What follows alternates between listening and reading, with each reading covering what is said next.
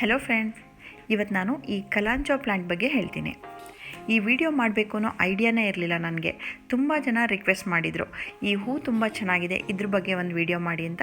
ಹಾಗಾಗಿ ನಾನಿವತ್ತು ಈ ಕಲಾಂಚೋ ಪ್ಲ್ಯಾಂಟ್ ಬಗ್ಗೆ ಹೇಳ್ತಾ ಇದ್ದೀನಿ. So welcome back to my channel.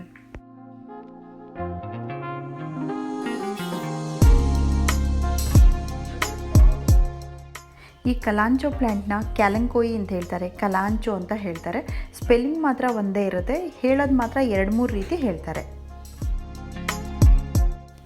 ಈ ಕಲಾಂಚೋ ಕೂಡ ಒಂದು ಸಕ್ಯುಲೆಂಟ್ ಪ್ಲ್ಯಾಂಟೇನೆ. ಆ ಎಲೆನ ಕಟ್ ಮಾಡಿಬಿಟ್ಟು ನೋಡಿದರೆ ನಮಗೆ ಗೊತ್ತಾಗುತ್ತೆ. ಈ ಅಲೋವೆರಾದಲ್ಲಿ ಮತ್ತು ಸಕ್ಯುಲೆಂಟ್ಸಲ್ಲಿ ಒಳಗಡೆ ನೀರು ತುಂಬ್ಕೊಂಡಾಗಿರುತ್ತೆ, ಫ್ಲೆಶಿ ಆಗಿರುತ್ತೆ ಎಲೆಗಳು, ಅದೇ ರೀತಿ ಇರುತ್ತೆ. ಈ ಕಲಾಂಚೋನ ಪರ್ಮನೆಂಟ್ ಫ್ಲವರಿಂಗ್ ಪ್ಲಾಂಟ್ ಅಂತಲೇ ಹೇಳ್ತಾರೆ. ವರ್ಷ ಪೂರ್ತಿ ಹೂ ಬಿಡುತ್ತೆ. ಆದರೆ ನಮ್ಮ ಏರಿಯಾದಲ್ಲಿ ಮಳೆ ಜಾಸ್ತಿ ಇರೋದ್ರಿಂದ ಮಳೆಗಾಲದಲ್ಲಿ 4 ತಿಂಗಳು ಹೂ ಬಿಡಲ್ಲ. ಅದು ಬಿಟ್ಟರೆ ಬೇರೆ ಎಲ್ಲ ತಿಂಗಳಲ್ಲೂ ಹೂವಿರುತ್ತೆ. ವಿಂಟರಲ್ಲಿ ಜಾಸ್ತಿ ಹೂ ಬಿಡುತ್ತೆ. ಬೇರೆ ಯಾವುದೇ ತಿಂಗಳಿಗೆ ಕಂಪೇರ್ ಮಾಡಿದರೆ ನವೆಂಬರಿಂದ ಫೆಬ್ರವರಿ ತನಕ ಜಾಸ್ತಿ ಹೂವಿರುತ್ತೆ. ನೀವು ಆ ಟೈಮಲ್ಲಿ ಯಾವುದೇ ನರ್ಸರಿಗೆ ಹೋದರೂ ಈ ಗಿಡ ಇದ್ದೇ ಇರುತ್ತೆ.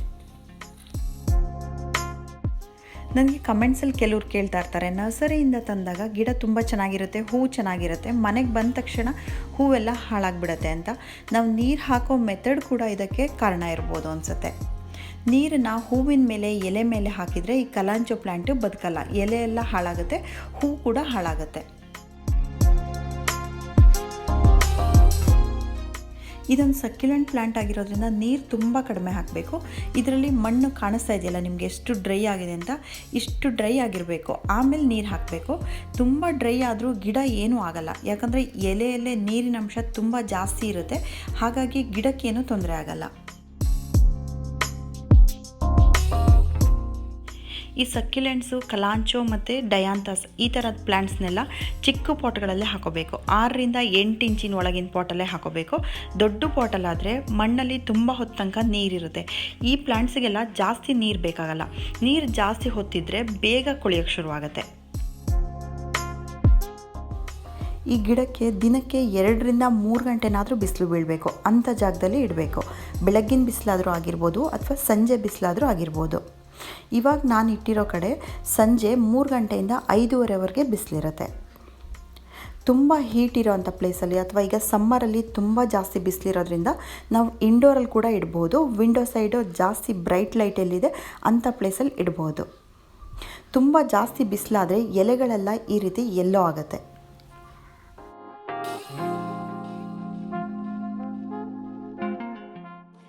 ಈ ಕಲಾಂಚೋನ ಬರೀ ಒಂದು ಎಲೆಯಿಂದ ಪ್ರಾಪಗೇಟ್ ಕೂಡ ಮಾಡ್ಬೋದು. ಎಲೆನ ಈ ರೀತಿ ಕಟ್ ಮಾಡಿಕೊಂಡು ಅದನ್ನು ಮಣ್ಣಲ್ಲಿ, ಬರೀ ಮಣ್ಣಿರಬೇಕು, ಗೊಬ್ಬರ ಏನು ಹಾಕಬಾರ್ದು ಅದಕ್ಕೆ. ಪಾಟ್ಗೆ ಮಣ್ಣಲ್ಲಿ ನೆಟ್ಟರೆ ಸಾಕು ಬರುತ್ತೆ. ಇದೆಲ್ಲ ನಾನು ಬರೀ ಎಲೆ ಮತ್ತು ಸಣ್ಣ ಸಣ್ಣ ಸ್ಟೆಮ್ನ ಕಟ್ ಮಾಡಿಬಿಟ್ಟು ಹಾಕಿರೋದು.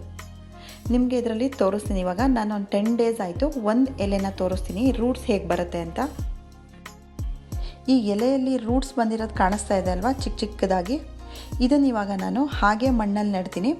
ಎಲ್ಲಿ ರೂಟ್ಸ್ ಬಂದಿತ್ತು ಅದೇ ಜಾಗದಿಂದ ಹೊಸದಾಗಿ ಸ್ಟೆಮ್ ಕೂಡ ಬರುತ್ತೆ. ಆದರೆ ಅದಕ್ಕೆ ಟೈಮ್ ಆಗುತ್ತೆ, 6 ಮಂತ್ಸ್ ಆದರೂ ಟೈಮ್ ತಗೊಳುತ್ತೆ. ಈ ಕಲಾಂಚೋ ಪ್ಲ್ಯಾಂಟ್ನ ಫಸ್ಟ್ ಟೈಮ್ ಬೆಳೆಯೋರಾಗಿದ್ದರೆ ನಿಮ್ಮ ಫ್ರೆಂಡ್ಸ್ ಮನೇಲಿ ಅಥವಾ ಯಾರ ಮನೇಲಾದರೂ ಈ ಗಿಡ ಇದ್ದರೆ 1-2 ಎಲೆಗಳನ್ನ ಕಟ್ ಮಾಡ್ಕೊಂಬಂದು ಪ್ರೊಪಗೇಟ್ ಮಾಡಿಬಿಟ್ಟು ಟ್ರೈ ಮಾಡಬಹುದು. ಈ ಗಿಡದ ಒಂದು ಸ್ಟೆಮ್ನ ಈ ರೀತಿ ಕಟ್ ಮಾಡಿಬಿಟ್ಟು ನೆಟ್ಟರೆ ಅದರಿಂದ ತುಂಬ ಬೇಗ ಬರುತ್ತೆ. ವಿಂಟರ್ ಟೈಮಲ್ಲಿ ಸ್ವಲ್ಪ ಫಾಸ್ಟಾಗಿ ಗ್ರೋ ಆಗುತ್ತೆ. ಎಲೆಯಿಂದ ಪ್ರೊಪಗೇಷನ್ ಮಾಡೋರು ಸಮ್ಮರಲ್ಲಿ ಮಾಡಿದರೆ ಒಳ್ಳೆಯದು. ನೀವು ಈ ಟೈಮಲ್ಲಿ ಮಾಡಿದರೆ ನಿಮಗೆ ಅಕ್ಟೋಬರ್ ಅಥವಾ ನವಂಬರ್ ಅಷ್ಟೊತ್ತಿಗೆ ಗಿಡ ಚೆನ್ನಾಗಿ ಗ್ರೋ ಆಗಿ ಹೂ ಬಿಡೋಕ್ಕೆ ಸ್ಟಾರ್ಟ್ ಆಗುತ್ತೆ.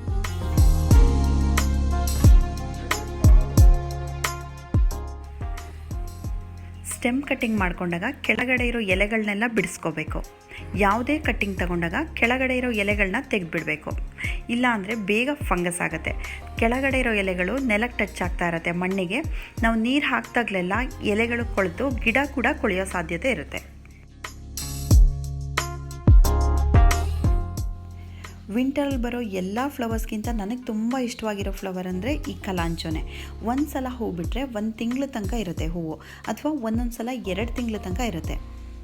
ಇದರಲ್ಲಿ ಸಣ್ಣ ಸಣ್ಣ ಮೊಗ್ಗುಗಳ ಸೈಡಲ್ಲೆಲ್ಲ ಕಾಣಿಸ್ತಾ ಇದೆಯಲ್ಲ, ಅದು ಇನ್ನೂ ಅರಳ್ತಾ ಇರುತ್ತೆ. ಸಮ್ಮರ್ ಎಂಡ್ ಆಗೋ ತನಕ ಅರಳ್ತಾನೆ ಇರುತ್ತೆ. ಹೂವು ಅರಳಿ ಹೋದ್ಮೇಲೆ ಈ ರೀತಿ ಹೂವು ಒಣಗ್ತಾ ಇರುತ್ತೆ. ಆ ಒಣಗಿರೋ ಹೂನೆಲ್ಲ ಕಿತ್ತು ತೆಗಿತಾ ಇರಬೇಕು. ಮೊಗ್ಗಿರೋದು ಅರಳ್ತಾ ಇರುತ್ತೆ, ಆದರೆ ಒಣಗಿರೋ ಹೂನ ನಾವು ತೆಗೆದು ಕ್ಲೀನ್ ಮಾಡ್ತಾ ಇರಬೇಕು.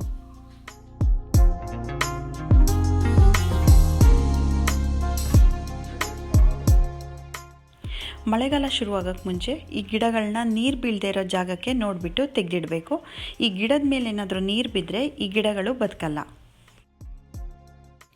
ಈ ಕಲಾಂಚೋ ಪ್ಲ್ಯಾಂಟ್ ಜಾಸ್ತಿ ಕೇರ್ ತೊಗೊಳ್ದೇ ಈಸಿಯಾಗಿ ಬೆಳೆಯುವಂಥ ಪ್ಲ್ಯಾಂಟ್. ಇದಕ್ಕೆ ಇರೋದೇ 2 ಇಂಪಾರ್ಟೆಂಟ್ ವಿಷಯಗಳು. ಒಂದು ಸನ್ಲೈಟು, ದಿನಕ್ಕೆ 2 ರಿಂದ 3 ಗಂಟೆ ಮಾತ್ರ ಬಿಸಿಲು ಬೀಳಬೇಕು. ಇನ್ನೊಂದು ನೀರು ತುಂಬ ಕಡಿಮೆ ಹಾಕಬೇಕು. ಇದಿಷ್ಟು ಹೇಳ್ತಾ ನಾನು ವಿಡಿಯೋ ಎಂಡ್ ಮಾಡ್ತಾಯಿದ್ದೀನಿ. Thank you for watching.